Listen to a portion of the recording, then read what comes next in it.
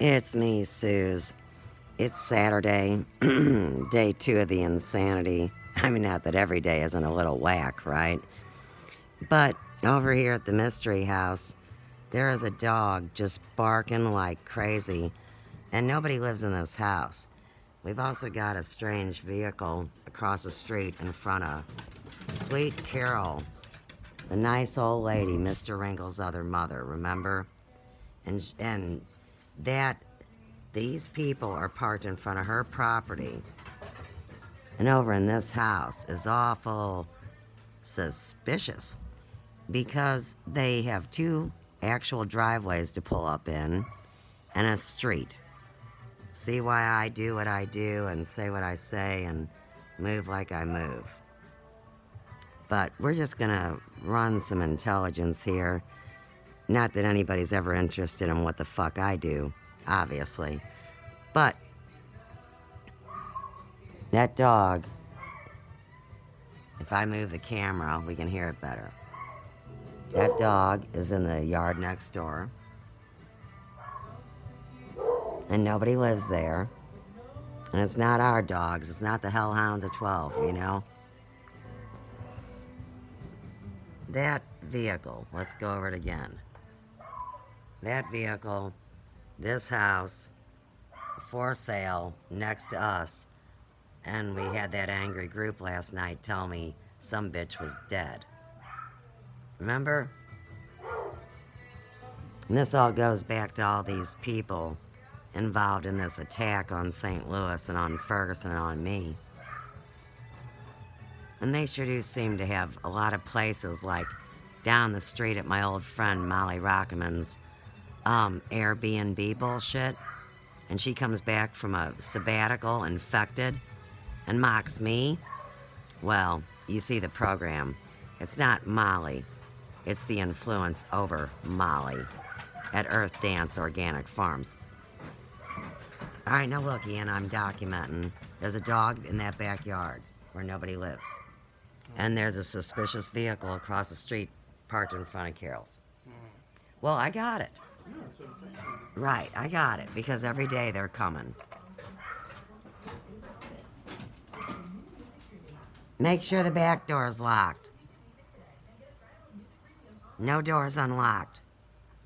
This always happens when Joe's gone, but they think they can intimidate me? I don't know what kind of stupid these fools are. I can see the dog on the porch. It's little. It's cream colored. Let me move locations. Oh yeah, we got a watchtower here. Our location is perfect to not die and document the evidence, which really drives them nuts. All right, hang on. So, there's a little dog, Ian. It's cream colored, it's yappy. Yeah. Well, they don't live there, so technically they can't do that. Okay, we're at the back porch. But this dog was located on the level closer to the house. They probably just took the dog in because they know they're busted because they monitor everything that goes on here. This is advanced spy stuff, it really is. And I'm not a spy, but I caught all the spies.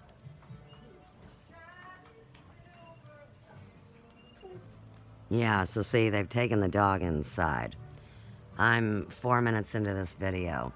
Now, let's just say it's what my old friend Soat would call a kawinka-dink. Well, it's raining, and I guess dogs are so babified these days that they don't like a nice gentle rain in the springtime. What do I know? I mean, I only had animals my whole life. I mean, if they're working, there should be a work van, and it should be in the driveway. Not this one close to us, because, you know, that's the Mason-Dixon line, let's say. There's another large driveway that's 2-car that work vehicles pull in that are paid to work on this house.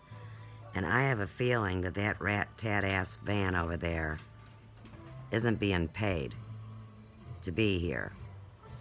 I think they're squatting. The dog's inside the house now. Look. Go lay down, old man. It's all right. Everything's cool. That's right. Go lay down. All right. Their mailbox is so cool. See it? It's one of those old wrought iron U.S. Mailboxes. And see how it's open in the back? That's also a federal offense. And it's been like that ever since the Akshayans scuttled on off to old Kansas City. I don't know if it's Missouri or Kansas. I don't give a shit. They're federal offenders and co-conspirators in what happened to me here in Ferguson, so I don't care. But being stuck next door to these people's legacies, I think they're coughing the place up and making it sick in there, to tell you the truth, because the one came the other day with the mask. So here's what they're going to do. They're going to bust these motherfuckers, because they'll be going in with the black lights and at a show, just like in CSI.